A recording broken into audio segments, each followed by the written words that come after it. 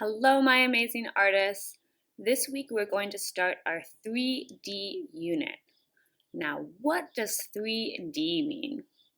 3D stands for three-dimensional and is something that is not flat. We are going to start by taking something that is usually 2D, paper, and turning it into something that is 3D. We are going to make a paper relief. A relief is a sculpture that sticks out of the background. Today as artists, we're going to use our hands as we explore new ways to make sculptures. We are going to look at paper and learn how to make paper 3D. To do this, you're going to need paper, any kind of paper, scissors, and glue. Our first technique is the roll. Take a rectangle and add glue to one side of it. Then you're going to roll the paper and attach it together to make a tube or a roll. You're going to need to press hard to hold it. You can do it with any size of rectangle to make a different kind of roll.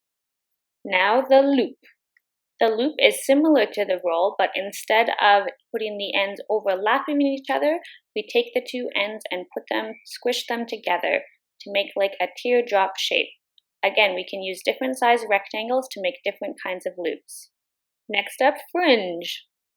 Take a piece of paper and cut partway up the paper, and then go right beside it and make another cut, making cuts over and over again to make a grass-like texture. Then we can pull apart our fringe to make it stick up more, and then we can glue together our paper to make different shapes as well. Next, tabs.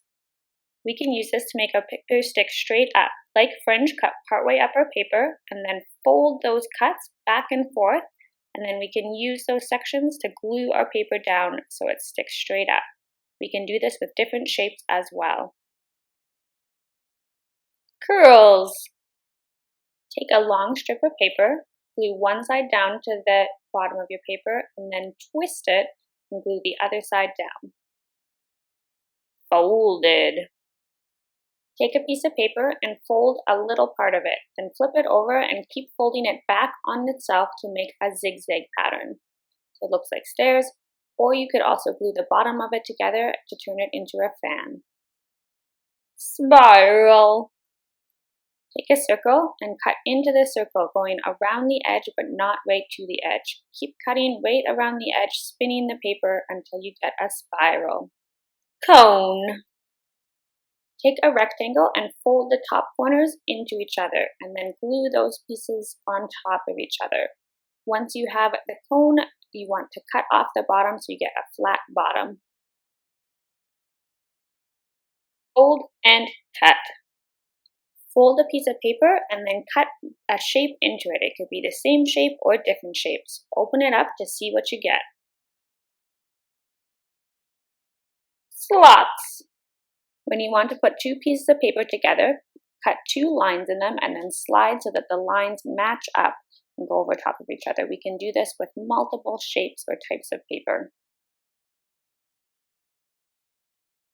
Now that you know 10 different techniques, you're going to choose one or two and do different varieties, different ways of doing that one or two techniques to create a paper relief sculpture. Think about the different shapes you can make and how you can change how you're placing all your different paper sculpture parts to create an interesting composition. Here are some beautiful examples above using one or two of the paper sculpture techniques and doing different sizes of those techniques and thinking about the placement of each of the papers to create an interesting artwork. I can't wait to see your paper sculptures.